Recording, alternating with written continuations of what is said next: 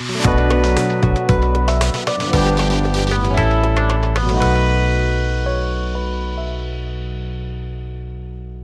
दोस्तों, राधे राधे। क्या हाल चाल। Welcome back to A3 coaching centre.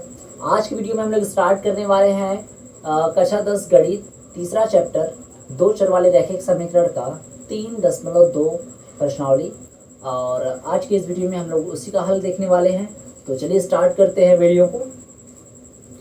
तो देखिए, इसमें हम लोग उदाहरण भी देखेंगे, 2-3 उदाहरण भी है, उदाहरण का भी सॉल्यूशन देख लेते हैं।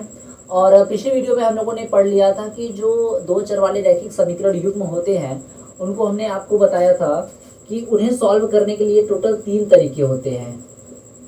टोटल 3 तरीके या 3 यूज होते हैं उनका। तो कैसे कैसे इसको सॉल्व किया जाता है, सॉल्व करने के 3 तरीके थे। पहला था ग्राफी विधि, जो कि हमने आपको पढ़ाया था। और दूसरा था प्रतिस्थापन विधि, जो कि हम लोग इस वीडियो में पढ़ेंगे।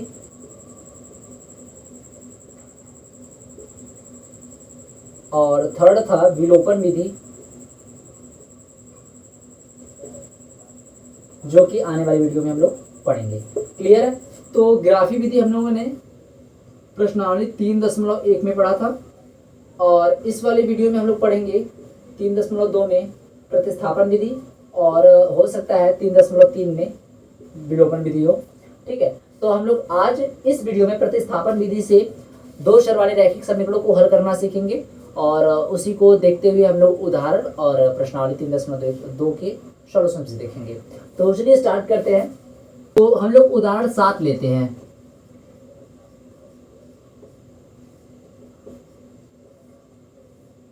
उदाहरण 7 लेते हैं। उदाहरण 7 में क्वेश्चन बोला है कि प्रतिस्थापना विधि द्वारा निम्न रैखिक समीकरण युग्म को हल कीजिए। ठीक है, दो समीकरण दिए हुए हैं। 7x - 15y = 2 and x + 2y = 3। तो ये दो समीकरण दिए हुए हैं, इनको हल करना है प्रतिस्थापन विधि द्वारा। प्रतिस्थापन विधि में देखिए क्या होता है, इसको इक्वेशन फर्स्ट मान लेते हैं और इसको इक्वेशन नंबर सेकेंड मान लेते हैं। अब ये ध्यान रखिएगा कि इसमें से कोई भी इक्वेशन ले लेते हैं, कोई भी समीकरण ले लेते हैं, या तो फर्स्ट वाला या सेकेंड वाला। तो कोशिश करिएगा कि जो छोटा वाला समीकरण हो हमेशा उसको लेकर सॉल्व करते हैं। तो हमने कर लिया समीकरण 2 से। चलिए, तो यहाँ पर लिखेंगे समीकरण 2 से। हमेशा ध्यान रखिएगा स्टेप बाय स्टेप, जैसे मैं कर रहा हूँ। ठीक है, पहले वैसे एकदम बिल्कुल करिएगा तो चीज़ें समझ में आएंगी। तो पहले हमने क्या किया, समीकरण 2 से। आप समीकरण 1 भी ले सकते हैं, 2 भी ले सकते हैं, डिपेंड करता है कि आपको कौन छोटा लग रहा है, कौन इजी है। ठीक है, अब प्रतिस्थापन विधि में क्या करते हैं, जैसे हमने ले लिया समीकरण नंबर 2, तो x + 2y = 3 है यहाँ पे। तो इस 2y को अगर हम उधर भेज दें तो x = क्या मिल जाएगा, 3 - 2y। क्लियर? इसी 2y को हमने उधर भेज दिया, प्रतिस्थापन कर दिया उधर। ठीक है, तो यहाँ पर x = 3 - 2y हो गया, यानी x की वैल्यू क्या निकल के आ गई, 3 - 2y। अब इसको बना लेते हैं इक्वेशन नंबर 3। क्लियर? इतना क्लियर है? ये हमारा एक स्टेप हो गया। अदर स्टेप में क्या करेंगे, अब इसी समीकरण जो x की वैल्यू निकाल के हमने रखा है तीसरे समीकरण में, उसी समीकरण का मान समीकरण 1 में रख देंगे। तो लिखेंगे दूसरा स्टेप, समीकरण 3 से x का मान समीकरण 1 में रखने पर। क्लियर है?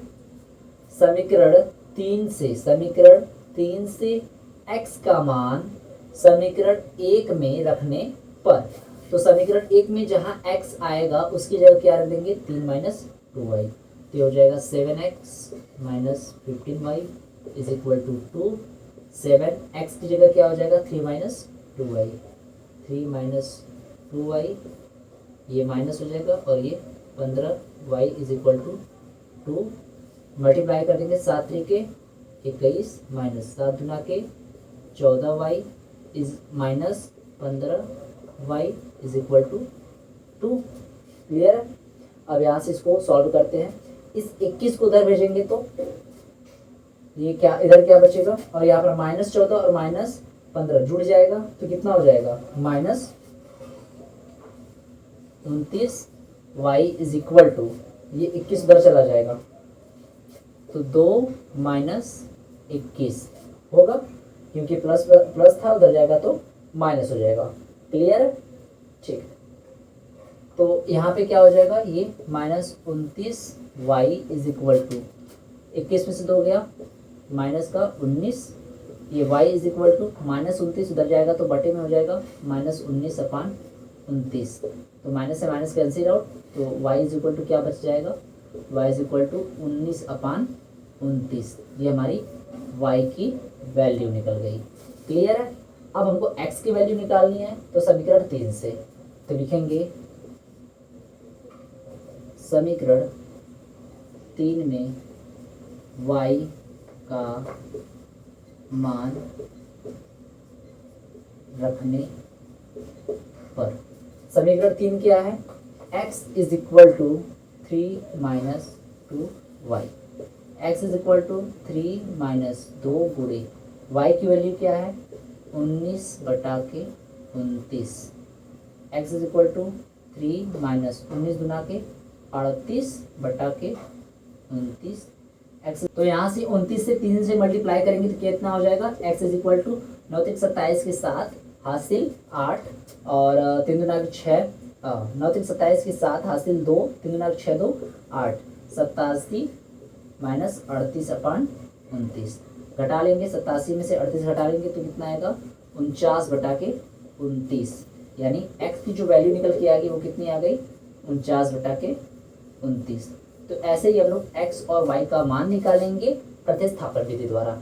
तो आई होप ये चीज़ें आपको समझ में आई होंगी। अगर थोड़ा भी डाउट है तो चलिए अगला वाला एग्जाम्पल देखते हैं और उसकी वजह से इसको अच्छे से सीख लेते हैं।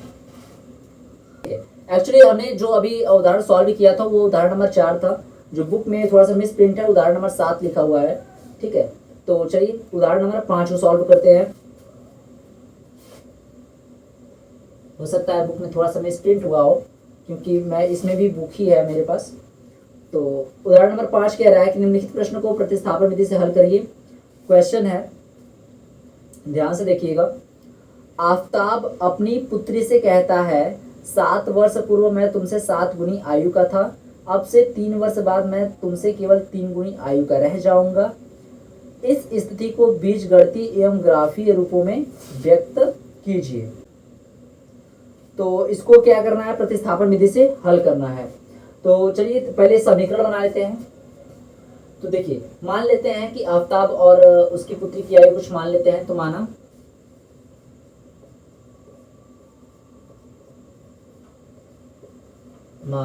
आफताब की आयु या वर्तमान आयु मान लेते हैं, वर्तमान आयु x वर्ष तथा उसकी पुत्री की आयु y वर्ष। ठीक है, यहाँ पे वर्तमान आयु मिलेंगे, वर्तमान आयु इतना मान लिया हमने। मान लेते हैं आफताब की वर्तमान आयु x वर्ष है और उसकी पुत्री की आयु y वर्ष है।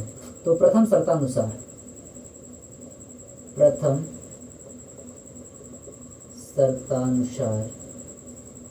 प्रथम शर्त के अनुसार वो क्या बोल रहा है, आफताब क्या कह रहा है।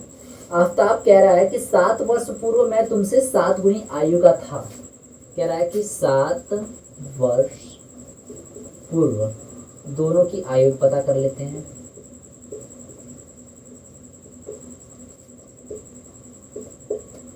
दोनों की आयु, तो अब देखिए इस समय जितना वर्ष है उन लोगों की आयु, 7 वर्ष पहले तो 7 वर्ष कम रहा होगा, यानी आफताब की उम्र कितनी हो जाएगी x-7 और पुत्री की उसकी वाइफ कितनी हो जाएगी y-7। तो इसमें आफताब यह कह रहा है कि 7 वर्ष पूर्व में तुम्हारी उम्र का 7 गुना था, तुम्हारी उम्र का 7 गुना था, ये ऑलरेडी 7 गुना था। तो 7 गुना, अब दोनों को इक्वल करना है तो ये ऑलरेडी 7 गुना है, तो इक्वल करने के लिए इसकी पुत्री की आयु में 7 से मल्टीप्लाई कर देंगे ताकि दोनों बराबर हो जाए। तो यहाँ से हो जाए x minus 7 is equal to 7y minus 49।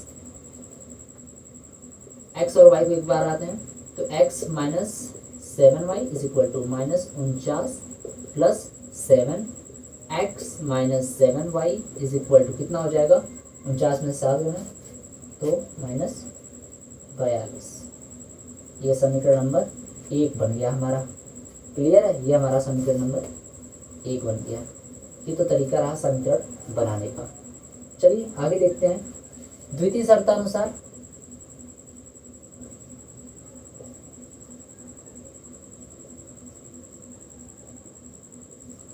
द्वितीय शर्तानुसार कह रहा है कि 3 वर्ष बाद मैं तुमसे केवल 3 गुनी आयु का रह जाऊंगा। तो 3 वर्ष बाद दोनों की आयु निकाल लेते हैं। 3 वर्ष बाद दोनों की आयु x प्लस 3 और y प्लस 3। 3 वर्ष बाद कर रहा है। जैसे अगर मैं इस समय 19 साल का हूँ तो 3 वर्ष बाद मेरी आयु क्या होगी, 22 साल, यानी प्लस करेंगे 3 वर्ष। ठीक उसी प्रकार यहाँ पर भी तो कह रहा है कि आफ्ताब जो कह रहा है वो कह रहा है कि 3 वर्ष बाद मैं तुम्हारी आयु का केवल 3 गुना रह जाऊंगा, यानी ऑलरेडी ये 3 गुना है। तो इसमें उसके पुत्री में 3 से मल्टीप्लाई कर देंगे ताकि दोनों का जो एज है वो इक्वल हो जाए। तो x प्लस 3 इधर हुआ और इधर 3y plus 9, x minus 3y is equal to 9, इधर 3 भेज देंगे तो x minus 3y is equal to कितना हो जाएगा, 6। यह समीकरण नंबर 2 हुआ। तो यहाँ पर हमने क्या किया, जितना स्टेटमेंट दिया है उसकी मदद से हमने समीकरण 1 और समीकरण 2 बना लिया। इतना सकते हैं। अब अगर आप इसका स्क्रीनशॉट लेना चाहते हो तो ले सकते हैं। बाकी अब इसके प्रतिस्थापन विधि से इसके हल को निकालते हैं। तो अभी मैं इसको इरेज करूंगा, तो आप लोग अगर स्क्रीनशॉट लेना चाहते हो तो ले सकते हैं। ठीक है, तो इसकी इक्वेशन को मैं ऊपर लिख लेता हूँ। यहाँ पे इक्वेशन है इसका x minus 7y is equal to minus 42 और x minus 3y is equal to 6। ठीक है, अगला उदाहरण है उदाहरण नंबर 6।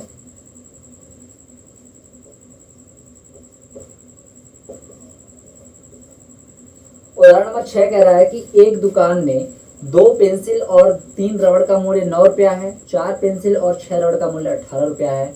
प्रत्येक पेंसिल और प्रत्येक रबड़ का मूल्य ज्ञात कीजिए। इसको भी सॉल्व करना है प्रतिस्थापन विधि द्वारा। तो चलिए देखते हैं क्या क्या है पेंसिल और रबड़। तो मान लेते हैं, माना एक पेंसिल का मूल्य कितना है, x रुपया, तथा एक रबड़ का मूल्य कितना है, y रुपया। ठीक है, इतना है। अब क्वेश्चन में कह रहा है क्या, प्रथम शर्तानुसार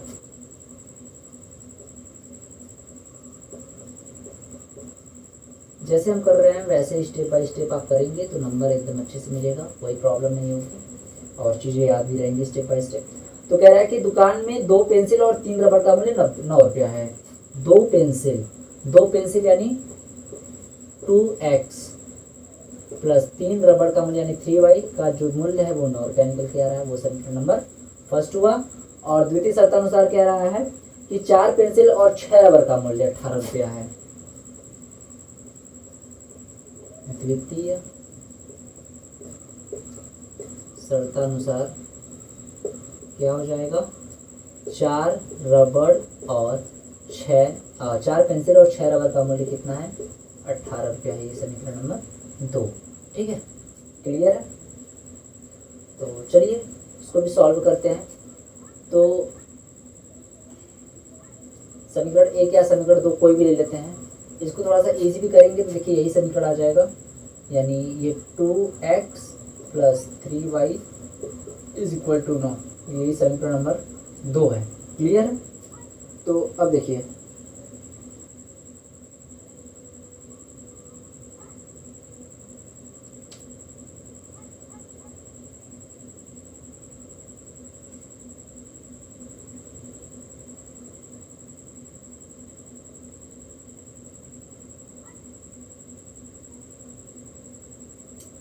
अब देखिए यहाँ पर देखिए क्या कंडीशन उत्पन्न हो रहा है। यहाँ पे अगर आप देखें तो दोनों समीकरण एक ही है, दोनों समीकरण क्या है, एक ही है। ठीक है, अब एक ही जब दोनों समीकरण दिए हुए हैं तब इसके अलावा कोई भी कंडीशन हमको ऐसा नहीं मिल रहा है जिससे हम इसकी वैल्यू अलग अलग निकाल सकें। ठीक है, अगर देखा जाए, अगर हम तुलना करें A1/A2, B1/B2, C1/C2, यानी ये मिल रहा है A1/A2 is equal to B1/B2 is equal to C1/C2। जो इनके गुणांकों का अनुपात है वो तीनों बराबर आ रहा है। इसका मतलब ये जो दोनों रेखाएं एक ही हैं, दोनों समीकरण एक ही हैं। इसका मतलब ये संपाती होंगे, संपाती होंगे तो इनके एक तो पहला एक केवल एक होगा, या तो ये एक हो सकता है इसका हल। ठीक है, या तो अनेक हो सकते हैं। ठीक है, या तो अनेक हो सकते हैं। देखिए तो ये दोनों समीकरण एक ही हैं, दोनों समीकरण एक ही हैं और इनके गुणांकों का अनुपात भी बराबर आ रहा है। तो इसका मतलब ये जो रेखाएं हैं, ये जो समीकरण हैं वो एक दूसरे के संपाती होंगे। संपाती होंगे तो इसके अपरिमित रूप से अनेक हल आ सकते हैं, जिसके कारण इनको सॉल्व करना संभव नहीं है। ठीक है, इसलिए इसको सॉल्व नहीं किया जा सकता। ठीक है, तो यहीं पर इस क्वेश्चन को डिनाइट करते हैं और चलिए बढ़ते हैं नेक्स्ट क्वेश्चन की तरफ।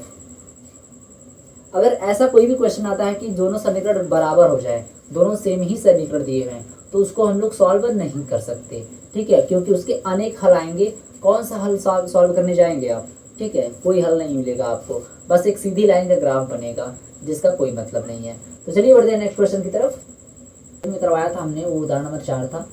तो उदाहरण 7 है, दो रेल पटरियों समीकरण। अब देखिए इसमें समीकरण दिया हुआ है, समीकरण x plus 2y minus 4 is equal to 0, या इसको लिख सकते हैं x plus 2y is equal to 4, समीकरण नंबर 1।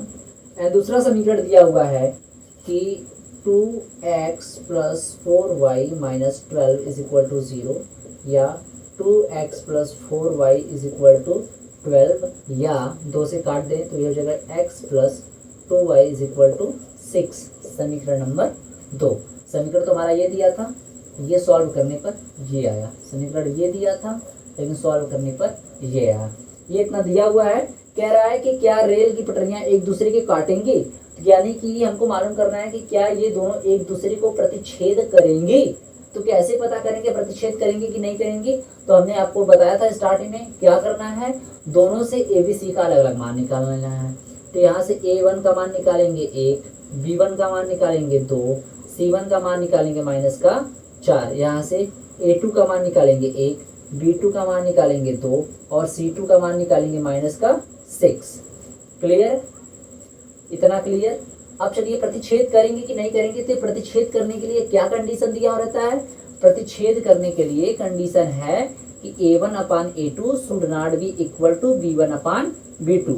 अगर इस वाले फार्मूले को ये फॉलो कर रही हैं तो इसका मतलब कि एक दूसरे को प्रतिच्छेद करेंगे। अगर नहीं करती हैं तो इसका मतलब एक दूसरे को प्रतिच्छेद नहीं करेंगे। तो सीधे सीधे तौर पर हम लोग चेक कर सकते हैं। तो A1 की वैल्यू 1 है अपान A2 की value 1 is equal to B1 की वैल्यू 2 है और अपान B2 की वैल्यू 2। ठीक है, तो यानी ये एक दूसरे के बराबर आ जा रही हैं, जिसका मतलब है कि ये एक दूसरे के देखिए अब इस वाले नियम का फॉलो नहीं कर रही हैं, इस वाले नियम को फॉलो नहीं कर रही हैं। तो इसका मतलब कि यह क्या है, यह एक दूसरे को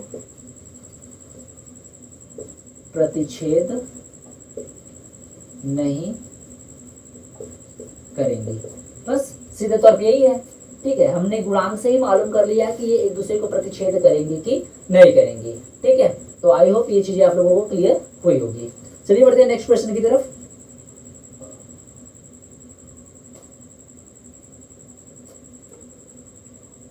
चलिए तो अब हम लोग सॉल्व करते हैं प्रश्नावली 3.2 के प्रश्नों को। तो उदाहरण हमारा खत्म हुआ। आई होप आपको उदाहरण अच्छे से समझ में आ गया होगा। उदाहरण लगाना भी बहुत इंपॉर्टेंट है। जिस प्रकार चैप्टर के प्रश्नावली जितने हैं वो इम्पोर्टेंट है, ठीक उसी प्रकार उदाहरण भी इम्पोर्टेंट है। तो चलिए बढ़ते हैं अब 3.2 की तरफ। 3.2 का पहला क्वेश्चन है कि निम्न रैखिक समीकरण युग्म को प्रतिस्थापन विधि से हल कीजिए। यानी हमको इसमें यूज करना है केवल प्रतिस्थापन विधि। अब जिन बच्चों को अच्छे से प्रतिस्थापन विधि अभी तक क्लियर नहीं हुआ है, तो इसमें अभी हम ढेर सारा क्वेश्चन करवाएंगे। चलिए देखते हैं, उससे सीख लेते हैं प्रतिस्थापन विधि कैसे किया जाता है। ठीक है, तो इसमें पहला क्वेश्चन दिया हुआ है x plus y is equal to 14 and x minus y is equal to 4। ये दोनों इक्वेशन दिया हुआ है। अब चलिए इसको प्रतिस्थापन विधि से हल करते हैं। करेंगे क्या, किसी एक समीकरण को हम लोग उठा लेंगे, किसी भी एक समीकरण को। हमने समीकरण 2 को चुना। ठीक है, तो लिखेंगे समीकरण 2 से, समीकरण 2 से क्या हो जाएगा, x is equal to 4 plus y, y को उधर भेज देंगे तो 4 प्लस वाई, ये हमारा बन गया समीकरण नंबर 3।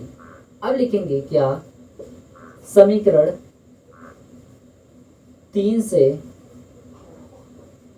वाई, x की वैल्यू, x की वैल्यू नहीं, x का मान समीकरण 1 में रखने पर। अब समीकरण 1 क्या है हमारा, x plus y is equal to 14। अब इसमें क्या है, x का जो मान है 4 प्लस वाई, इसी में रख देंगे तो यह जगह 4 प्लस वाई प्लस ये y की जगह y रहेगा इज इक्वल टू 14। ये 4 उधर चला जाएगा और ये y बाई 2y हो जाएगा, तो 2y is equal to 14 minus 4। अब यहाँ पे करते हैं तो 2y इज इक्वल टू 10 हो जाएगा, 14 में से 4 गया तो 10, और यहाँ पर y इज इक्वल टू कितना हो जाएगा, 10 by 2, y is equal to 5। y का मान कितना निकल के आ गया, 5। और यहाँ पर जब y का मान निकाल लिए तो लिखेंगे y इज इक्वल टू 5 समीकरण 3 में रखने पर। समीकरण 3 क्या था हमारा, x is equal to 4 plus y, तो x is equal to 4 plus y था। y की वैल्यू अभी हमने निकाला है कितना, 5, तो x का मान कितना हो जाएगा, 9। यानी x की वैल्यू 9 आ गई और y की वैल्यू 5 आ गई। बस ऐसे सॉल्व करना, इतना छोटा सा है प्रतिस्थापन विधि। चलिए देखते हैं नेक्स्ट क्वेश्चन।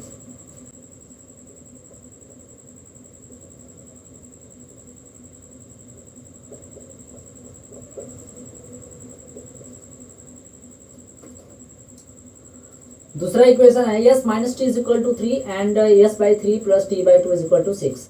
ठीक है, तो इसको देख के डरने की जरूरत नहीं है, एक्स वाई की जगह बस एस टी लिखा हुआ है। ठीक है, ये समीकरण फर्स्ट हुआ, इसको थोड़ा इजी करते हैं, फिर इसको समीकरण नंबर 2 बनाते हैं।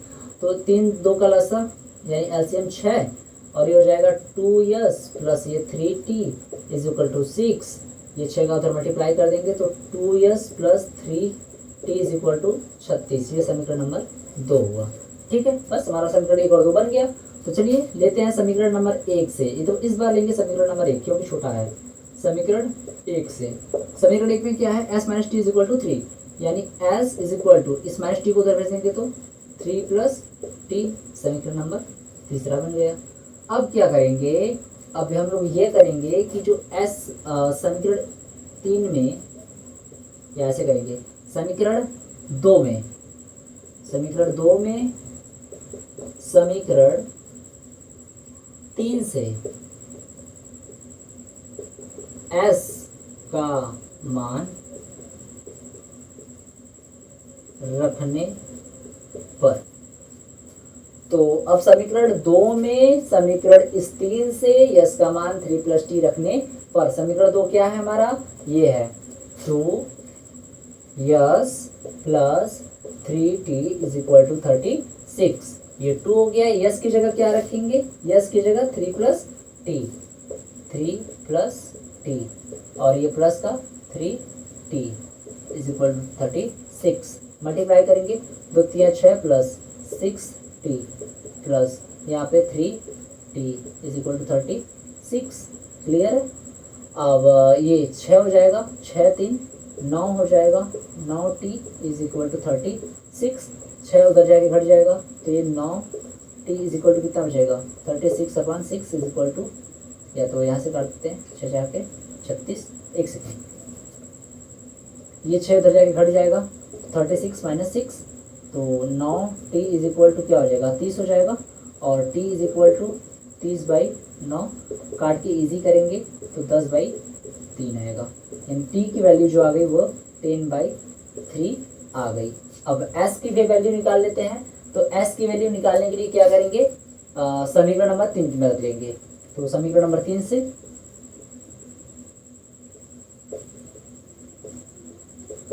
समीकरण 3 में s is equal to 3 plus t है, s is equal to 3 plus t. तो s is equal to 3 plus t की वैल्यू अभी निकाले हैं 10/3, 10/3। तो एस बराबर क्या हो जाएगा, 3 के 9 10, 19/3, 19/3। ठीक है, तो आई होप ये चीज़ें आप लोगों को क्लियर हुई होंगी। तो चलिए बढ़ते हैं तीसरे क्वेश्चन की तरफ। तो चलिए तीसरे क्वेश्चन पे आते हैं। देखिए तीसरा क्वेश्चन क्या रहा है, 3x minus y is equal to 3 and 9x minus 3y is equal to बराबर 9। अब देखिए इसमें कुछ आपको दिख रहा है, हाँ बिल्कुल। अगर यहाँ से अगर हम 3 कॉमन ले लें तो ये बचेगा 3x minus y is equal to इधर, तो इसमें से 3 यार 9 कर लेते हैं, ये 3 बटे में चला जाएगा। तो 3x minus y is equal to 9/3। फिर हो जाएगा 3x minus y is equal to 3, जो कि समीकरण फर्स्ट है वही समीकरण नंबर सेकेंड भी है। अब दोनों समीकरण सेम है, तो इसका मतलब क्या होगा कि ये दोनों क्या होंगे, एक दूसरे को प्रतिच्छेद नहीं करेंगे, यानी इसका जो एक हल है वो एक हल नहीं होगा, इसके अपरिमित रूप से अनेक हल होंगे। इसलिए इसको सॉल्व करना क्या होगा, कठिन असंभव है, एक तरह से कह सकते हैं आप। ठीक है, यानी इस क्वेश्चन को सॉल्व नहीं कर सकते। कह सकते हैं आप कि इसके या इस समीकरण के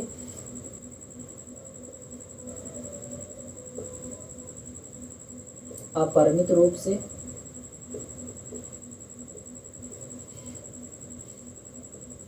अनेक हल हैं, क्योंकि ये सीधे सीधे संपाती है तो अनेक हल है। क्लियर है, चलिए बढ़ते हैं चौथे क्वेश्चन की तरफ।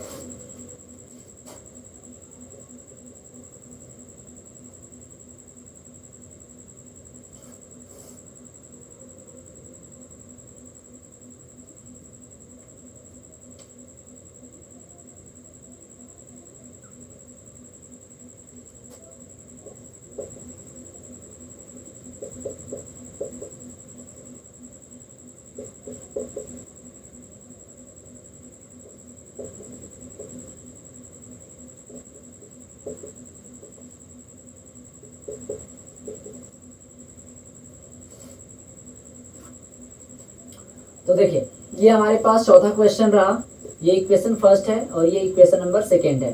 तो यहाँ से हम किसी एक इक्वेशन को लेकर x या y की वैल्यू निकाल लेते हैं। तो चलिए हम समीकरण एक को लेते हैं, तो लिखेंगे समीकरण एक से, ये प्रतिस्थापन विधि है। ठीक है, ये जो हम तरीका बता रहे हैं वो प्रतिस्थापन विधि से है। तो ध्यान दीजिएगा सॉल्व करते समय कि कौन सा प्रतिस्थापन विधि है, कौन सा ग्राफी विधि है और कौन सा विलोपन विधि है। तो समीकरण एक को हम लोग ले रहे हैं, यानी 0.2x plus 0.3y is equal to 1/3। Clear है, पहले तो y को इधर भेज दें, तो इधर क्या बचेगा, 0.2x is equal to 1.3 minus 0.3y। Clear, इतना तो क्लियर है। उसके बाद इस 0.2 को भी इधर भेज दे, तो इधर केवल x की वैल्यू बचेगी, x is equal to 1.3 minus 0.3y upon 0.2। ठीक है, ये x की वैल्यू निकल के आ गई, ये हो गया समीकरण नंबर 3। अब आगे बढ़ते हैं, तो लिखेंगे समीकरण 2 में समीकरण 3 से x का मान रखने पर। ठीक है, तो समीकरण 2 में समीकरण 3 से इस x के मान रखने पर, समीकरण 2 क्या है हमारे पास, 0.4x plus 0.5y is equal to 2.3। 0.4 x की जगह क्या हो जाएगा, x की जगह ये पूरा हो जाएगा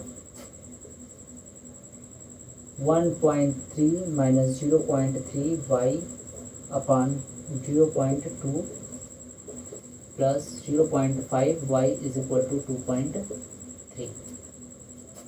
0.4, अब देखिए 0.4 को हम ऐसे काट सकते हैं, इससे काट देंगे 2 बार में।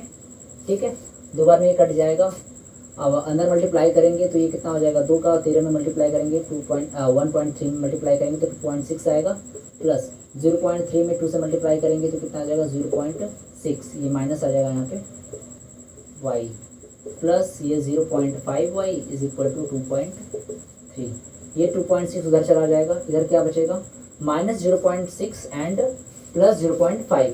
ठीक है, ये बड़ा ये छोटा घटाएंगे तो आ जाएगा -0.1y इज इक्वल टू यहाँ पे 2.3 minus 2.6, -0.1y is equal to minus करेंगे तो -0.3। ठीक है, तो माइनस से minus cancel out, y is equal to क्या हो जाएगा 0.3 अपान 0.1, या y इज इक्वल टू क्या हो जाएगा केवल 3 हो जाएगा। क्लियर, दोनों ऊपर और नीचे 10 से मल्टीप्लाई कर देंगे तो ये 3 हो जाएगा। तो y की जो वैल्यू निकल के आ गई वो 3 निकल के आ गई है। अब क्या करेंगे, y का मान समीकरण नंबर 3 में रखते हैं, तो लिखेंगे y का मान समीकरण 3 में रखने पर, तो यह x रहा बराबर 1.3 माइनस 0.3, y की वैल्यू 3 हो जाएगी बटा, और ये 0.2, 1.3 माइनस मल्टीप्लाई करेंगे तो 0.9 आएगा, और यहाँ पे 0.2, अब घटा लेंगे तो हो जाएगा 0.4 अपान ये 0.2, काट देंगे तो ये आ जाएगा 2, यानी x की जो वैल्यू निकल के आ गई वो कितना निकल के आ गई 2, y की वैल्यू कितनी निकल के आएगी 3, और x की जो वैल्यू निकल के आ गई वो 2 आ गई। तो ध्यान से देख लीजिए, थोड़ा सा पॉइंट है, कन्फ्यूज़न होगा कैलकुलेशन करने में, लेकिन अगर आप ध्यान देते हैं तो कहीं गलतियाँ नहीं होंगी, और एक बार में आप ऐसे ही साफ सुथरे से एकदम अच्छे से इसका सॉल्यूशन कर सकते हैं। तो अगर आप लोगों को यहाँ तक चीज़ें समझ में आई हैं तो इसी बात पे आप लोग वीडियो को लाइक करके चैनल को सब्सक्राइब कर दीजिएगा, ताकि आने वाले समय में ऐसे जितने भी वीडियोज़ रहें आपको सबसे पहले A3 कोचिंग सेंटर की तरफ से मिल जाए। तो चलिए बढ़ते हैं नेक्स्ट क्वेश्चन की तरफ, अब इसको इरेज करते हैं।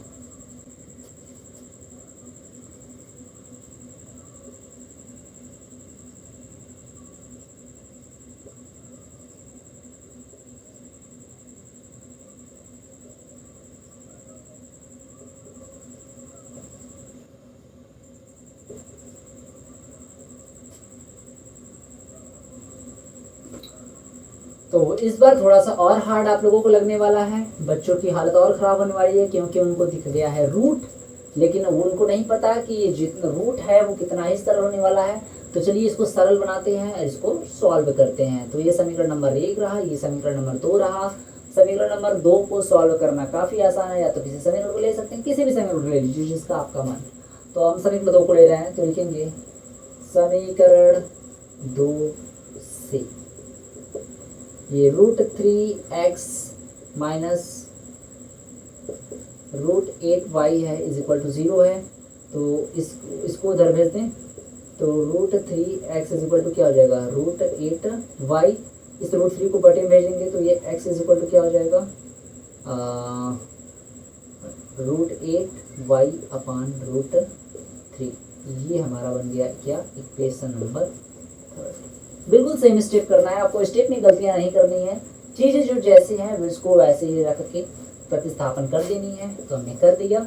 उसके बाद अब इसी समीकरण 3 से x की जो वैल्यू है समीकरण 1 में रख लेते हैं, तो लिखेंगे, या तो आप ऐसे भी लिख सकते हैं ना, समीकरण 3 व समीकरण 1 से आप इतना लिख देंगे तभी एग्जामिनर समझ जाएगा कि बच्चा क्या कर रहा है। ठीक है, तो समीकरण नंबर 1 क्या है हमारा, √2x plus √3y is equal to 0, और x की जगह क्या रखेंगे √8y अपान √3, यानी ये √2 पहले से ही है, गुणे ये हो जाएगा √8y अपान √3 प्लस ये √3y इज इक्वल टू 0। ठीक है, तो चलिए देखते हैं, मल्टीप्लाई कर लेंगे तो यहाँ पर क्या हो जाएगा, ये हो जाएगा √2। अब देखिए √8 को क्या लिख सकते हैं, √8 को लिख सकते हैं √2 मल्टीप्लाई बाई 2 इस √8 को लिख सकते हैं 2√2y upon √3 plus √3y is equal to 0। Multiply करेंगे तो रूट का √2 का गुणा √2 से होगा तो 2 हो जाएगा, 2 दूना के ये 4y हो जाएगा और ये बटे में √3 है ही plus √3y is equal to 0। अब यहाँ से ये 4y हो जाएगा, इसका इसमें मल्टीप्लाई करेंगे तो ये 3y हो जाएगा और इज इक्वल टू 0। और यहाँ पे 4y प्लस 3y कितना हो जाएगा, 4y plus 3y 7y is equal to 0। तो y की जो वैल्यू निकल के आएगी वो कितना आ गई, 0 निकल के आ गई।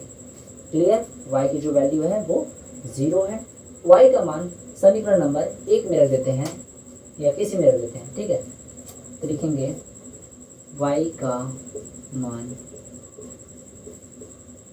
समीकरण 1 में रखने पर, किसी में रख सकते हैं, ठीक है। 3-4 समीकरण आपके पास है, किसी में रख देते हैं।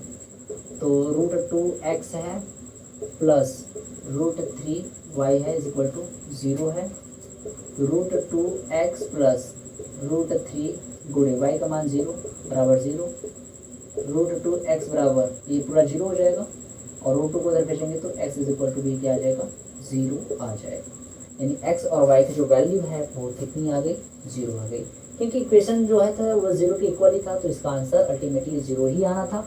तो ये रहा तरीका सॉल्व करने का। प्रतिस्थापन विधि आना चाहिए, हमको आंसर से मतलब नहीं है। अगर प्रतिस्थापन विधि का स्टेप आपको अच्छे से आता है, कैलकुलेशन आपकी अच्छी रहती है तो आंसर का कोई प्रॉब्लम नहीं है, ठीक है। आंसर आपका सही आएगा।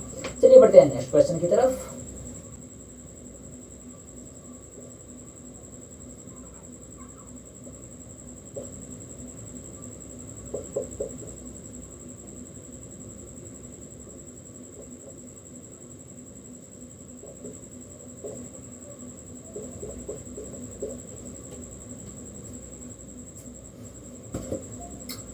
तो ये क्वेश्चन रहा पहला प्रतिस्थापन विधि का। ये पहले का छठा क्वेश्चन है, लास्ट क्वेश्चन है पहले का। तो चलिए देखते हैं, इसको सॉल्व करते हैं। तो पहले क्या करें, पहले थोड़ा सा इसको इजी कर लेते हैं ताकि हमको इक्वेशन बनाने में आगे हल करने में आसानी रहे। तो क्या करें, यहाँ पे अगर 2-3 का हम एलसीएम ले लेते हैं तो क्या हो जाएगा, इसको आगे सॉल्व करते हैं। 2-3 का एलसीएम 6 हो जाएगा, 3 तरीके 9x, 2 5 10 y, इस 2-3 6, 6 दूना के 12, या तो डायरेक्ट यहाँ पर -2 लिख सकते हैं। 6 का मल्टीप्लाई बाद में कर लेंगे तो ये 9x minus 10y is equal to 6 दूना के -12। क्लियर है, ये इक्वेशन नंबर फर्स्ट हुआ हमारा। इसको आगे सॉल्व करते हैं। तो ये एलसीएम लेंगे तो 6 आएगा, 2x 3 गुना के 3 का गुणा y में 3y इज इक्वल टू 13/6, 6 से 6 कैंसिल आउट हो जाएगा तो 2x plus 3y is equal to क्या हो जाएगा, 13। ये समीकरण नंबर 2 हुआ। समीकरण 1 और समीकरण 2 बन गया है। अब चलिए इसी को प्रतिस्थापन करके इसका मान निकालते हैं। तो समीकरण 2 ले लेते हैं। तो लिखेंगे समीकरण 2 से, समीकरण 2 में क्या है, 2x plus 3y is equal to 13 है। 2x 13 उधर ले जाएंगे तो 13 माइनस 3y हो जाएगा और x को इधर छोड़ेंगे तो हो जाएगा 13 माइनस 3y अपान 2। ये हो गया इक्वेशन नंबर 3। क्लियर है इतना करने के बाद समीकरण नंबर 1 और समीकरण नंबर 2 से तो लिखेंगे समीकरण नंबर 1 व समीकरण नंबर 2 से, ठीक है। 3 से, एक्चुअली 3 रहेगा, यहाँ पर 3 समीकरण है ना। तो समीकरण नंबर 1 क्या है, समीकरण नंबर 1 है 9x माइनस 10y माइनस बराबर -12। तो x की जो वैल्यू है वो कितनी है, 13 माइनस 3y बटा के 2। तो यहाँ पर क्या लिखेंगे, 13 माइनस 3y बटा के 2 माइनस का 10y is equal to -12। Solve करते हैं इसको, ठीक है। तो 13 नवा 117 माइनस 3 नवा 27y बटा के 2 minus 10y is equal to -12। यहाँ से कुछ नहीं होगा तो यहाँ से इसका एलसीएम ले लेते हैं। तो ये हो जाएगा 117 माइनस 27y, 2 का मल्टीप्लाई करेंगे तो माइनस 10 गुना की 20y हो जाएगा, और इसी 2 का उधर मल्टीप्लाई करेंगे तो माइनस 24 हो जाएगा। तो यहाँ से 117 उधर ले जाएंगे तो यहाँ पर देखिए -27 और -20 कितना हो जाएगा, -47y, और इधर -24 पहले से ही है, -117 बाद में जाएगा। तो कितना हो जाएगा, -47y इधर हो गया, बराबर -24 -77 जोड़ेंगे तो कितना हो जाएगा, 201 नहीं, -24 -117 जोड़ेंगे तो कितना हो जाएगा, 7 4 11 की 1 हासिल 1 1 2 3 1 4 और यहाँ पे 1 माइनस में आएगा, माइनस से माइनस कैंसिल हो जाएगा, तो y इक्वल टू कितना हो जाएगा, 141 बटा के 47। ठीक है, तो ये 3 बार में कट रहा है क्या, 3 बार में कट रहा है क्या, देखते हैं। 3 7 21 के 1 हासिल 2 3 चौक के 12 तो 14। ठीक है, तो 47 से 141 3 बार में कट जाएगा, तो y को जो वैल्यू निकल के आएगी वो कितनी निकल के आएगी, 3 निकल के आएगी। y की वैल्यू कितनी आ गई, 3 आ गई। अब इसी y की वैल्यू समीकरण नंबर 3 में रख देंगे, तो लिखेंगे समीकरण 3 में y का मान रखने पर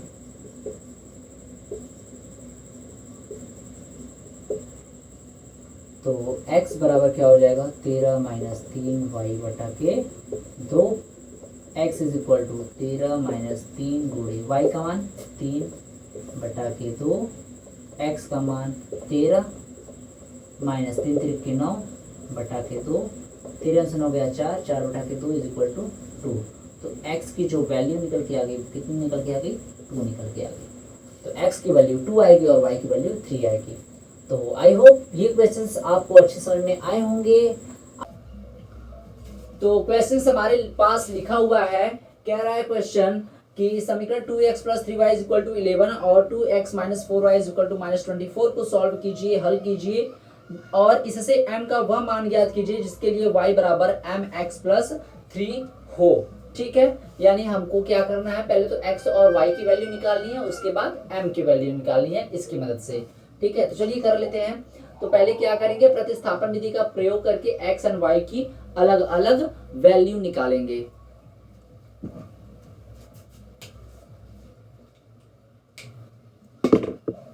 तो देखिए कैसे करेंगे, पहले हम किसी इसको समीकरण 1 बना लेते हैं, इसको ये समीकरण नंबर 2 हो गया। तो लिखेंगे समीकरण 1 से, समीकरण 1 क्या है हमारा, 2x + 3y = 11। प्रतिस्थापन करते हैं तो 2x = क्या हो जाएगा, यहाँ पे 11 - 3y एंड x = 11 - 3y अपन 2। ये x की वैल्यू यहाँ से हमने निकाल लिया और ये हो गया इक्वेशन नंबर 3। ठीक है, अब क्या करेंगे, इक्वेशन नंबर 2 में इस इक्वेशन नंबर 3 का x का मान रखेंगे। तो लिखेंगे समीकरण 2 में x का मान रखने पर, तो समीकरण 2 क्या है, 2x - 4y = -24। x की जगह क्या रखेंगे, 11 - 3y अपन 2, तो 2 हो जाएगा, और यहाँ पे 11 - 3y अपन 2 और -4y = -24। 2 से 2 कैंसिल आउट हो जाएगा, यहाँ पे 11 - 3y = -11 - 3y - 4y = -24। 11 को उधर भेज दें और यहाँ पर -3 - 4 -7y हो जाएगा, और यहाँ पर -24 पहले से ही है और ये -11 इधर से हो जाएगा, तो -7y बराबर हो जाएगा -35। माइनस से माइनस कैंसिल आउट, तो y = हो जाएगा 35/7 = 5। तो y की जो वैल्यू निकल के आ गई वो निकल के आ गई 5। अब इसी y का मान जो 5 आया है समीकरण नंबर 3 में रख देंगे। तो लिखेंगे y का मान समीकरण 3 में रखने पर, समीकरण 3 में रखेंगे। समीकरण 3 क्या है हमारा, x is equal to 11 minus 3y upon 2। तो x इज इक्वल टू क्या हो जाएगा 11 माइनस 3 इंटू वाई की value 5 by 2। x is equal to 11 minus 5 दिया 15 बटा के 2, घटा लेंगे तो -4 बटा के 2 इज इक्वल टू -2, यानी जो x की वैल्यू निकल के आएगी वो आएगी कितना -2। ठीक है, x की वैल्यू। अब हमने यहाँ पर x की भी वैल्यू निकाल ली और y की भी वैल्यू निकाल ली, लेकिन हमसे पूछा क्या है m की वैल्यू क्या होगी। तो चलिए अब इसको भी निकाल लेते हैं। तो जो हमारा समीकरण दिया हुआ है y is equal to mx plus 3, तो इसमें y बराबर क्या रख दें 5 रख दें और x बराबर -2 रखने पर, क्योंकि हमने वैल्यू निकाल ली है, तो y की जगह हो जाएगा 5 बराबर m गुणे x की जगह -2 plus 3। 5 is equal to -2m plus 3, 3 इधर लाएंगे तो क्या हो जाएगा 5 minus 3 is equal to -2m। 5 में से 5 में से 3 घटाएंगे 2 आ जाएगा इज इक्वल टू -2m।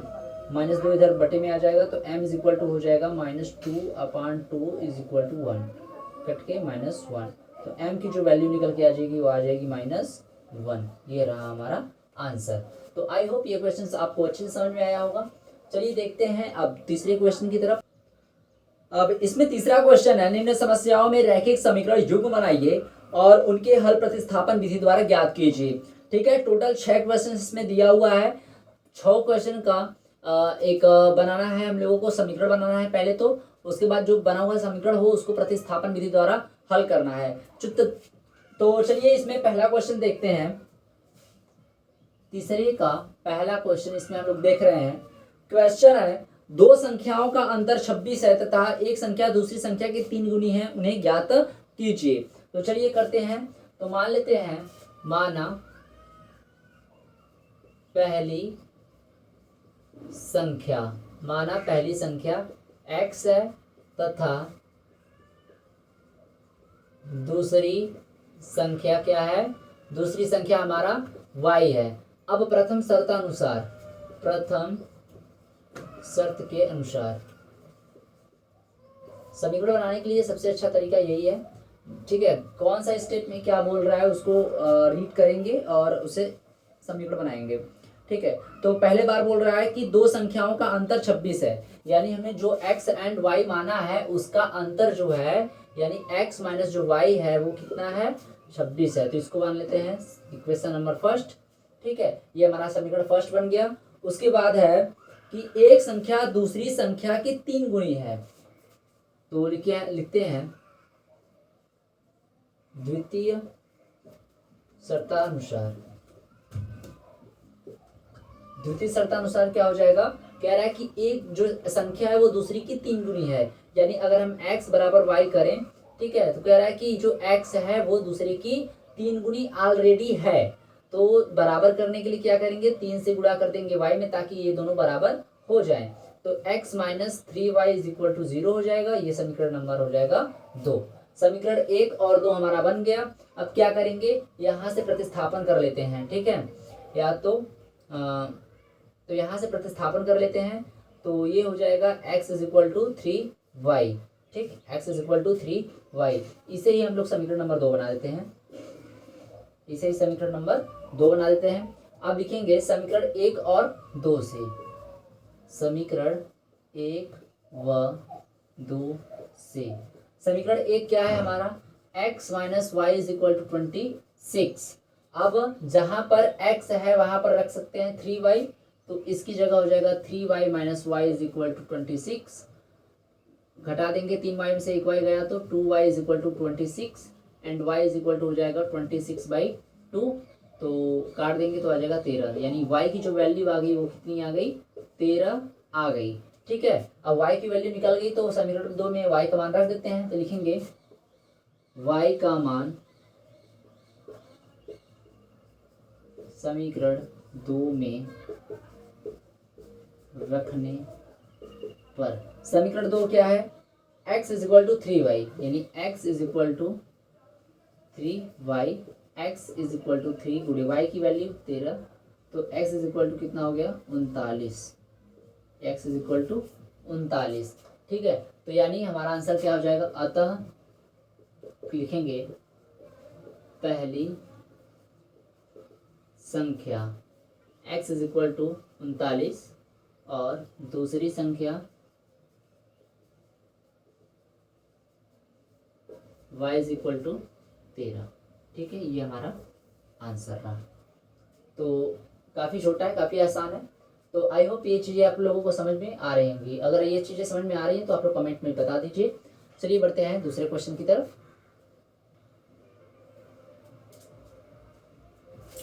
दूसरा क्वेश्चन है इसमें, दो संपूरक कोणों में बड़ा कोण छोटे कोण से 18 डिग्री अधिक है, उन्हें ज्ञात कीजिए। दो संपूरक कोण की बात किया है। ठीक है, तो मान लेते हैं, माना बड़ा कोण x अंश तथा छोटा कोण बराबर y अंश है। ठीक है, प्रथम शर्तानुसार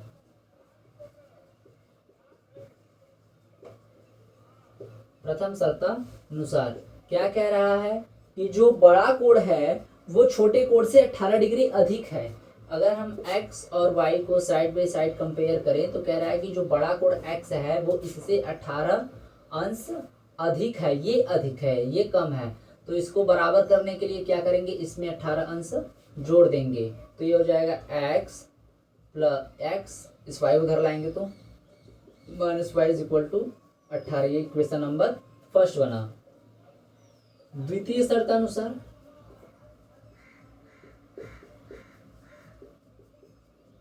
द्वितीय शर्त क्या कह रहा है, द्वितीय शर्त कुछ नहीं कह रहा है, कह रहा है कि उनको ज्ञात करना है। तो हम लोग जानते हैं संपूरक कोण क्या होता है, ऐसे दो कोण x से दो कोण जिनका योग 180 अंश हो, ऐसे कोण दो कोण जिनका योग 180 अंश हो उन्हें संपूरक कोण कहते हैं। तो ये हमारा बन जाएगा इक्वेशन नंबर सेकेंड। ठीक है, क्लियर। तो इसको इक्वेशन नंबर फर्स्ट इसको बना लेते हैं। तो अब समीकरण 1 और 2 से लिखेंगे, समीकरण 1 व 2 से समीकरण 2 वाला लिखते हैं। तो समीकरण 2 है x plus y is equal to 180 degree. ठीक, अब x की जगह क्या लिख सकते हैं, y प्लस 18, तो इसकी जगह हो जाएगा y plus 18 plus y is equal to 180 degree. यहाँ से 2y इज इक्वल टू, यहाँ पर 180 माइनस 18 हो जाएगा, 2y इज इक्वल टू कितना हो जाएगा, इसमें से घटा देंगे तो 162 हो जाएगा। y इज इक्वल टू कितना हो जाएगा, 2 से काट देंगे तो 81 डिग्री। y की जो वैल्यू आ गई कितनी आ गई, 81 डिग्री आ गई। अब क्या करेंगे, y का मान समीकरण 1 में रखने पर, समीकरण 1 में रख देते हैं y का मान। समीकरण 1 क्या है हमारा, x is equal to y plus 18, तो x is equal to y plus 18, तो x इज इक्वल टू क्या हो जाएगा, 81 प्लस 18, तो x इज इक्वल टू ये 9 हो जाएगा और ये 9 हो जाएगा। तो x का मान जो आ जाएगा वो 99 आ जाएगा एंड y का जो मान हो जाएगा वो 81 डिग्री आ जाएगा। तो लिख सकते हैं हम लोग, अतः बड़ा संपूरक कोण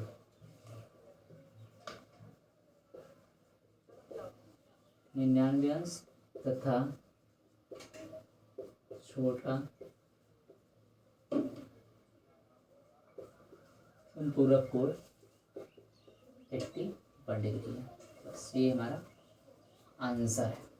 ठीक है, तो देख लीजिए, अगर आप स्क्रीनशॉट लेना चाहते हैं तो ले सकते हैं, आप नोट्स भी बनाते चलिए इसका। ठीक है, तो चलिए बढ़ते हैं नेक्स्ट क्वेश्चन की तरफ, उसको सॉल्व करते हैं। अब इसको मैं एडिट कर रहा हूँ। तो बढ़ते हैं हम लोग तीसरे क्वेश्चन की तरफ।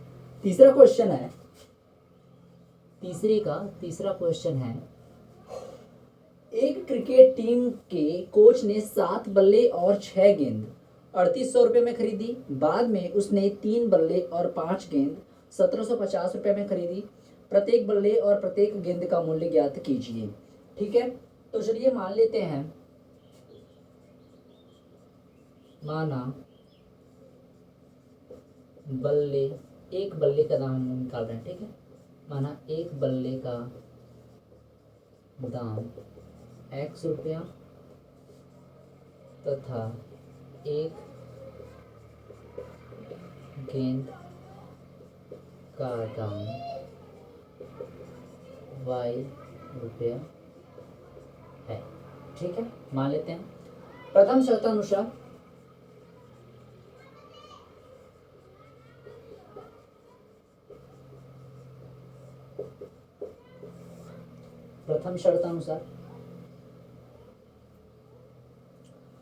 पहली शर्तानुसार है कि कह रहा है कि 7 बल्ले और 6 गेंद 3800 रुपए में, यानी 7 बल्ले हैं, ठीक।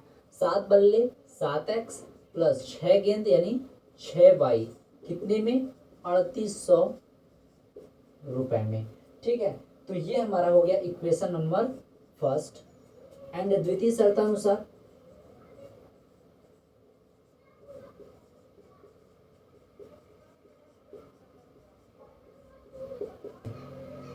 तीन बल्ले और 5 गेंदे 1750 रुपए में, ये हमारा इक्वेशन नंबर सेकेंड हुआ।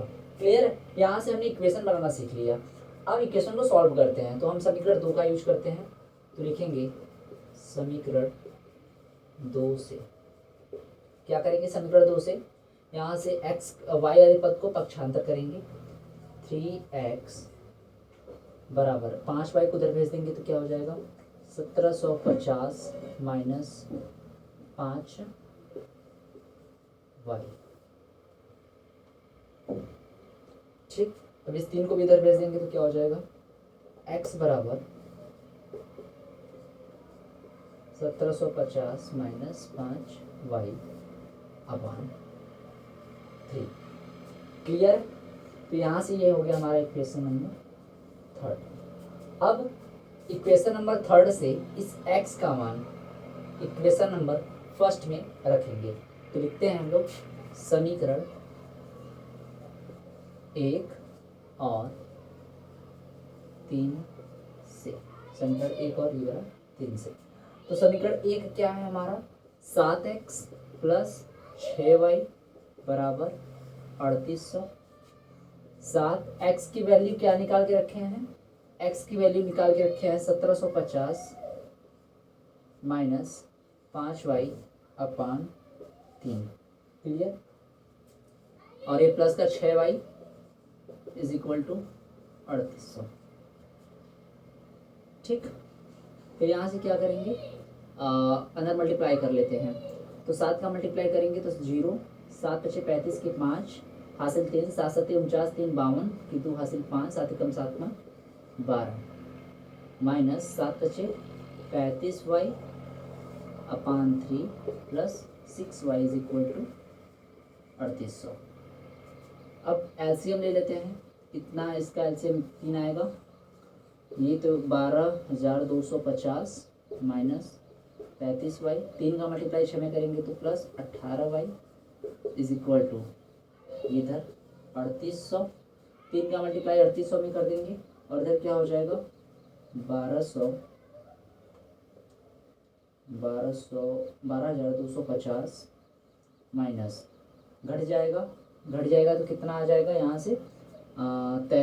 23।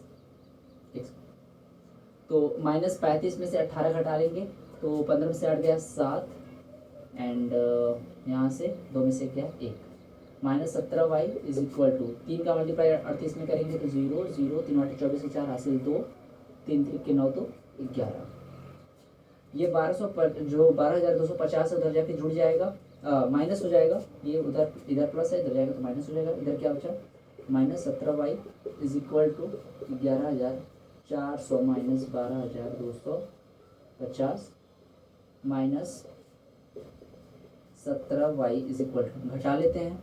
घटाएंगे तो 0 में से 0 गया 0, 5 में से 0 गया 5, 12 में से 4 गया 8, यहाँ बचा 11, 11 में से 12 में से 4 गया 8, एक में से गया 0, एक में से गया 0, यानी 850 माइनस में आएगा तो ये 0 0 माइनस माइनस कैंसिल हो जाएगा and y is equal to 850 upon 17 cut के आ जाएगा कितना 50। y की जो वैल्यू निकल के आ गई कितनी आ गई 50 आ गई। ठीक है, तो इसी प्रकार x की वैल्यू निकाल लेते हैं। तो यहाँ पे अगर x की वैल्यू निकालें तो समीकरण 3 से लिखते हैं। तो समीकरण 3 से समीकरण 3 क्या है हमारा x is equal to 1750 minus 5y upon 3। x is equal to 1750 minus 5 y की वैल्यू 50, 50 को गुणा करेंगे तो 250 बटा के 3। x इज इक्वल टू कितना हो जाएगा, घटा देंगे तो ये 1500 हो जाएगा बटा के 3, तो x is equal to 500। Clear है? तो यानी x की वैल्यू 500 आ गई और y की वैल्यू जो है वो आ गई 50 रुपये। यानी कि एक बल्ले की जो दाम है, एक बल्ले की जो कीमत है वो कितनी आ गई 500 रुपये आ गई, और एक बॉल की जो दाम है वो जो कीमत है वो कितनी आ गई 50 रुपये आ गई। ठीक है, तो आई होप ये चीज़ें आपको समझ में आई होंगी। चलिए, अगर आप इसका स्क्रीनशॉट लेना चाहते हैं तो ले सकते हैं। बेहतर होगा कि आप लोग कॉपी और किताब साथ में लेकर बैठे ताकि सॉल्व करने में और चीज़ें समझने में काफ़ी आसानी हो। चलिए बढ़ते हैं नेक्स्ट क्वेश्चन की तरफ। अगला क्वेश्चन है, इसी का चौथा क्वेश्चन है कि एक नगर में टैक्सी के भाड़े में एक नियत भाड़े के अतिरिक्त चली गई दूरी का भाड़ा सम्मिलित किया जाता है। 10 किलोमीटर दूरी के लिए भाड़ा 105 रुपये और 15 किलोमीटर के लिए भाड़ा 155 रुपये है। नियत भाड़ा तथा प्रति किमी भाड़ा क्या है? एक व्यक्ति को 25 किलोमीटर यात्रा करने के लिए कितना भाड़ा देना होगा? ठीक है, तो चलिए मान लेते हैं कि माना जो नियत दूरी के लिए फिक्स भाड़ा है, ठीक है, नियत दूरी के लिए क्या दिया है इसमें, नियत भाड़े के अतिरिक्त, ठीक है, या तो नियत भाड़ा कह सकते हैं। ठीक है, डायरेक्ट नियत भाड़ा मान लेते हैं। नियत भाड़ा जो है वो x रुपया है और अतिरिक्त भाड़ा मान लेते हैं y रुपया है। अतिरिक्त भाड़ा y रुपया है। ठीक है, मतलब कि किसी नगर में एक टैक्सी का भाड़ा है कि इतना किलोमीटर चलेंगे तो एक फिक्स भाड़ा लिया जाएगा 2 रुपये या 4 रुपये प्रति किलोमीटर के हिसाब से। अगर उससे ज़्यादा आप जा रहे हैं तो एक अतिरिक्त भाड़ा ऐड करके लिया जाता है। ठीक है, तो वही चीज़ें हैं कि एक फिक्स भाड़ा कर दिया गया है, एक निश्चित दूरी के लिए एक फिक्स भाड़ा है और दूरी से अधिक जाने के लिए एक अतिरिक्त भाड़ा है। दो तरीके के भाड़े लिए जा रहे हैं। तो चलिए निकालते हैं कि क्या कितना अतिरिक्त भाड़ा लग रहा है और कितना नियत भाड़ा लग रहा है। तो क्वेश्चन के हिसाब से तो प्रथम शर्त के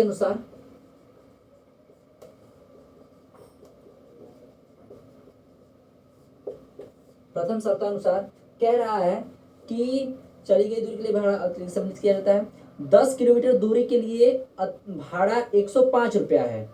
कितना है? 10 किलोमीटर के दूरी के लिए भाड़ा जो है 105 रुपया है तथा 15 किलोमीटर के लिए भाड़ा 155 रुपया है। नियत भाड़ा और प्रति किमी भाड़ा क्या है? ठीक है, तो यानी कोई व्यक्ति है जो 10 किलोमीटर दूरी तय कर रहा है तो उसका भाड़ा है 105 रुपया। ठीक है, प्रथम शर्त के अनुसार क्या कह रहा है कि 10 किलोमीटर दूरी के लिए जो भाड़ा है वो 105 रुपया है। जो अतिरिक्त भाड़ा लिया जा रहा है 105 रुपया लिया जा रहा है।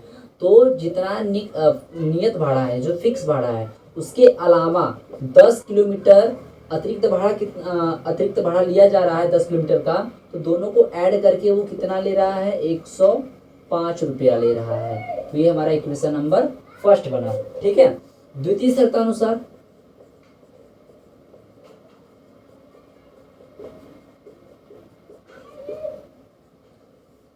शर्तानुसार कह रहा है कि नियत भाड़ा प्लस 15 किलोमीटर का अतिरिक्त भाड़ा मिलाकर कितना ले रहा है? 155 रुपया ले रहा है।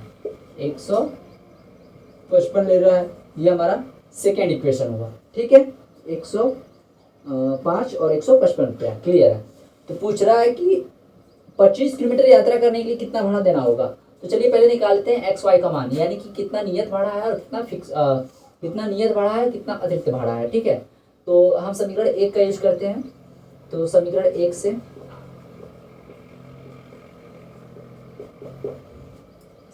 से क्या हो जाएगा, x इज इक्वल टू, या तो पहले लिख लेते हैं x plus 10y is equal to 105।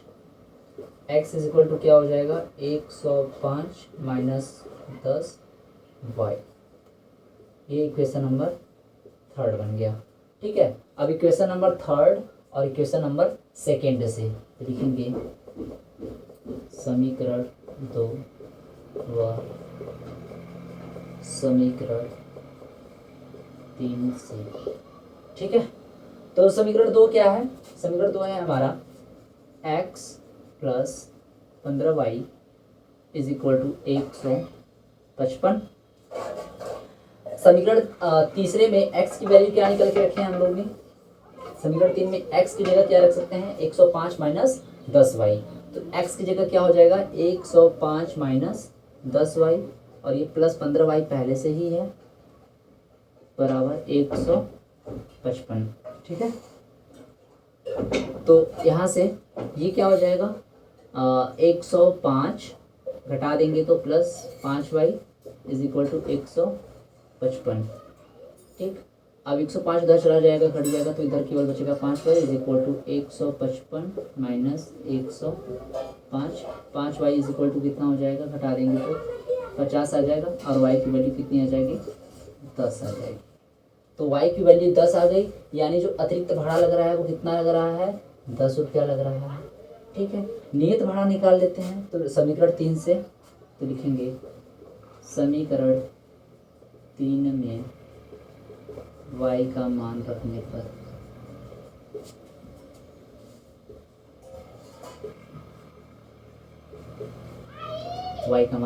समीकरण 3 क्या है हमारे पास, x is equal to 105 minus 10y।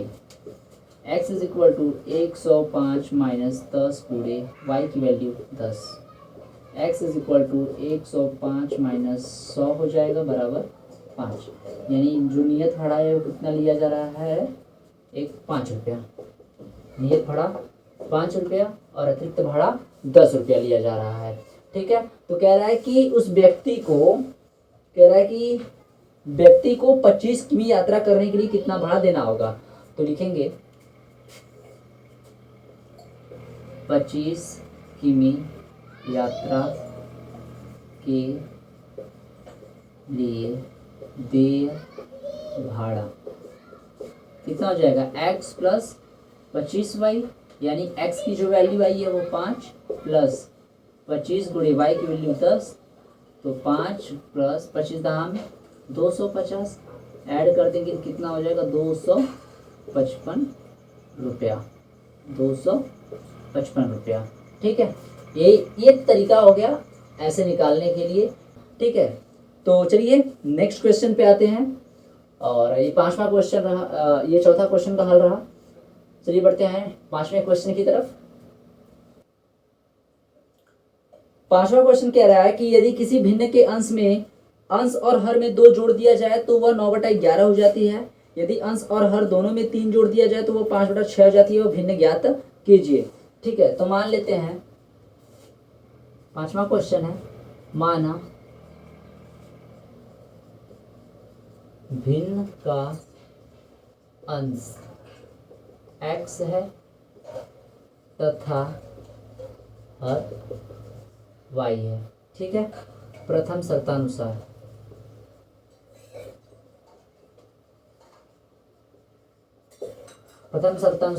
कह रहा है कि उसके भिन्न में कह रहा है कि उसके अंश और हर दोनों में 2 जोड़ दिया जाए। यानी जो भिन्न है x बटा के y, दोनों में 2 जोड़ दिया जाए तो वो कितना हो जा रहा है, वो हो जा रहा है 9/11। कितना हो जा रहा है, 9/11। दोनों अंश और हर दोनों में 2 जोड़ने पर वो 9/11 हो जा रहा है। तो इसको सॉल्व कर लेते हैं। 11 का मल्टीप्लाई इधर करेंगे तो 11x प्लस 22, इधर 9y प्लस 9 दूना के 18, 11x minus 9y is equal to 18 minus 22, 11x minus 9y is equal to -4। ये इक्वेशन नंबर फर्स्ट रहा। ठीक है, सॉल्व करने पर द्वितीय शर्तानुसार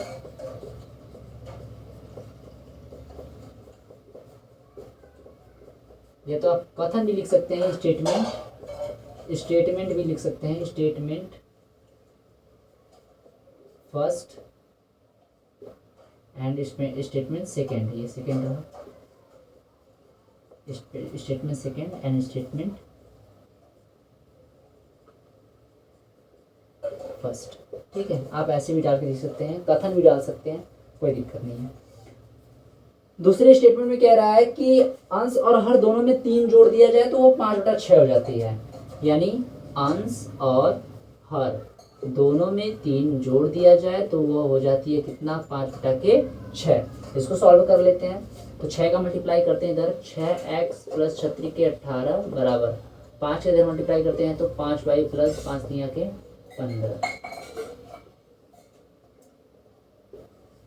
5 तिया के 15। ठीक है, अब इसको सॉल्व करते हैं तो ये हो जाएगा 6x minus 5y is equal to 15 minus 18। 6x minus 5y बराबर -3। ये इक्वेशन नंबर सेकेंड रहा। ठीक है, अब प्रतिस्थापन विधि से इसको हल करते हैं। तो लिखेंगे प्रतिस्थापन विधि से हल। तो समीकरण 2 का यूज कर रहे हैं हम लोग, समीकरण 2 से। समीकरण 2 में क्या करेंगे, x को इधर छोड़ेंगे, बाकी सबको उधर पक्षांतर कर देंगे तो 6x माइनस 5y बराबर -3 है। तो ये हो जाएगा 6x बराबर इधर 5y -3 हो जाएगा और x is equal to 5y -3/6। ये हो गया इक्वेशन नंबर 3। ठीक है, ये इक्वेशन नंबर 3 हो गया। अब लिखेंगे समीकरण 3 और समीकरण 1 की मदद से। तो लिखेंगे समीकरण 1 व 3 से। समीकरण 1 क्या है हमारे पास, समीकरण 1 है 11x minus 9y is equal to -4। तो जहाँ x है समीकरण 3 में x की जगह क्या लिख सकते हैं, 5y माइनस 3/6 यानी 11 5y minus 3/6 minus 9y is equal to -4। इसको सॉल्व करते हैं तो ये हो जाएगा 11 5 55y माइनस 11 तिया 33 बटा के 6 माइनस 9y बराबर -4। और इजी कर लेते हैं तो इसका एलसीएम कितना हो जाएगा, 6 हो जाएगा इसका एलसीएम। ये हो जाएगा 55y माइनस 33 माइनस 6 नमक 54 y इज इक्वल टू -4। इसका बटा 1 मान लेते हैं, 6 का मल्टीप्लाई इधर करेंगे, इधर क्या हो जाएगा 55 में से 54 घटाएंगे तो 1y बचेगा और ये 33, इस -33 को उधर -33 रह देते हैं इधर, -33 बराबर 6 चौके 24, इधर -24 हुआ और y इज इक्वल टू -33 उधर रहेंगे प्लस हो जाएगा -24 plus 33 y is equal to कितना हो जाएगा 9। y की जो वैल्यू वो कितनी आ गई 9। और y का मान समीकरण 3 में रख दें तो लिखेंगे y का मान समीकरण 3 में रखने पर, y का मान समीकरण 3 में रखने पर समीकरण 3 क्या है, x is equal to 5y minus 3/6। तो x इज इक्वल टू क्या हो जाएगा 5 गुणे 9 minus 3/6। x is equal to 5 9 45, 45 में से 3 घटा देंगे तो कितना हो जाएगा 42/6। तो x इज इक्वल टू 7 6 7 42। तो x की वैल्यू कितनी आ गई 7। ठीक है, यानी अंश ये हमने हर निकाला और ये हमने अंश निकाला, क्योंकि हमने ऊपर यही माना था कि अंश को x मान लिया था और हर को y मान लिया था। तो अतः जो भिन्न निकल के आएगी, अतः जो भिन्न निकल के आई x बटा के y वो कितना आ गया 7 बटा के 9। ये हमारा आंसर रहा। ठीक है, तो ध्यान से देख लीजिए इसको। अगर एक बार में चीज़ें नहीं समझ में आ रही हैं तो इसको एक बार वीडियो रिवाइंड करके देखिए, कॉपी करिए, स्क्रीनशॉट लीजिए और अच्छे से इसको दोहराइए। चलिए बढ़ते हैं इसके लास्ट वाले क्वेश्चन की तरफ, और इस चैप्टर का ये लास्ट वाला क्वेश्चन है, काफ़ी धांसू है, तो चलिए इसको भी सॉल्व करते हैं। इस चैप्टर का सबसे अंतिम वाला क्वेश्चन है, 5 वर्ष बाद जैकब की आयु उसके पुत्र की आयु की 3 गुनी हो जाएगी। 5 वर्ष बाद जैकब की आयु उसके पुत्र की आयु की 3 गुनी हो जाएगी। 5 वर्ष पूर्व जैकब की आयु उसके पुत्र की आयु की 7 गुनी थी। उनकी वर्तमान आयु क्या है? ठीक है, तो चलो करते हैं। तो माना जैकब की वर्तमान आयु x वर्ष मान लेते हैं, तथा उसके पुत्र की वर्तमान आयु बराबर y वर्ष मान लेते हैं। इतना मान लिया। प्रथम शर्त क्या बोल रहा है? प्रथम शर्त के अनुसार कह रहा है कि 5 वर्ष बाद जैकब की आयु, 5 वर्ष बाद, ठीक है, तो लिखेंगे 5 वर्ष बाद दोनों की आयु, 5 वर्ष बाद जैकब की आयु क्या हो जाएगी? x प्लस 5 वर्ष, और उसके पुत्र की आयु क्या हो जाएगी? y प्लस 5 वर्ष। अब इसमें भी कंडीशन है कि 5 वर्ष बाद जैकब की आयु उसके पुत्र की आयु की 3 गुनी हो जाएगी। ये जो जैकब की आयु है ये 3 गुनी हो जाएगी, तो इसका मतलब कि ये ऑलरेडी 3 गुना है, तो बराबर करने के लिए इसमें 3 का गुणा कर देंगे। तो ये x प्लस 5 इधर बराबर इधर 3y प्लस 15, 3 का अंदर मल्टीप्लाई कर देंगे और यहाँ से x की वैल्यू निकाल लेते हैं। तो x बराबर क्या हो जाएगा? 3y प्लस 15, 5 को इधर भेज देंगे तो -5, x इज इक्वल टू कितना हो जाएगा? 3y plus 10। ये समीकरण नंबर फर्स्ट हुआ। इतना क्लियर हुआ? चलिए अब द्वितीय शर्तानुसार।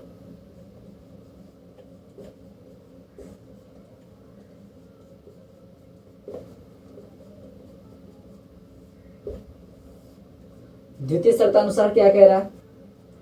कह रहा है कि 5 वर्ष पूर्व, तो लिखते हैं 5 वर्ष पूर्व दोनों की आयु।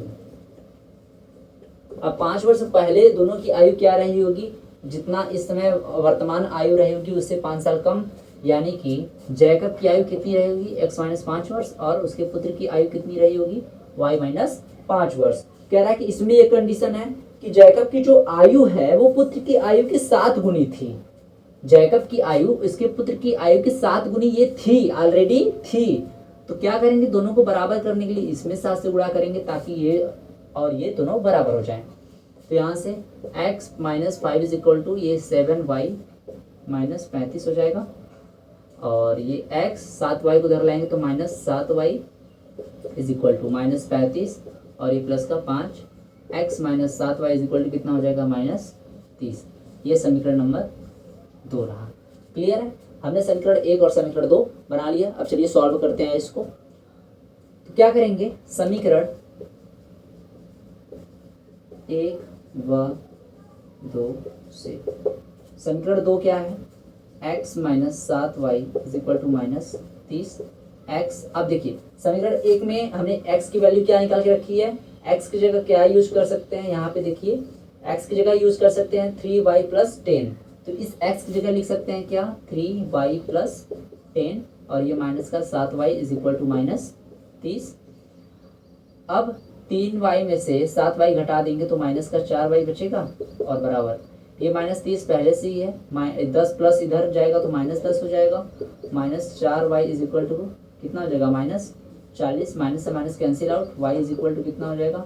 40 बटा के 4 इज इक्वल टू 10, यानी y इज इक्वल टू कितना हो गया? 10। y का मान कितना आ गया? 10। ठीक है, अब y x की वैल्यू निकाल लेते हैं। तो लिखेंगे समीकरण 1 में y का मान रखने पर, समीकरण 1 क्या है हमारा, x is equal to 3y plus 10, x is equal to 3y plus 10, तो x इज इक्वल टू क्या हो जाएगा 3, y की वैल्यू अभी 10 निकाले थे और ये प्लस का 10, तो x इज इक्वल टू 3 में 30, 30 10 40, तो x की वैल्यू कितनी आ गई 40। x हमने क्या माना था, जैकब की वर्तमान आयु, y क्या माना था, उसके पुत्र की वर्तमान आयु। लिखेंगे अतः जैकब की वर्तमान आयु 40 वर्ष तथा उसके पुत्र की वर्तमान आयु 10 वर्ष है। ठीक है, तो ये रहा सॉल्यूशन। काफ़ी अच्छे से हमने क्वेश्चन को सॉल्व कर लिया। अगर आप इसका स्क्रीनशॉट लेना चाहते हैं ले सकते हैं, क्योंकि अब ये क्वेश्चन, इस चैप्टर का क्वेश्चन यहीं पर समाप्त होता है। 3.2 प्रश्नावली यहीं पर समाप्त होता है।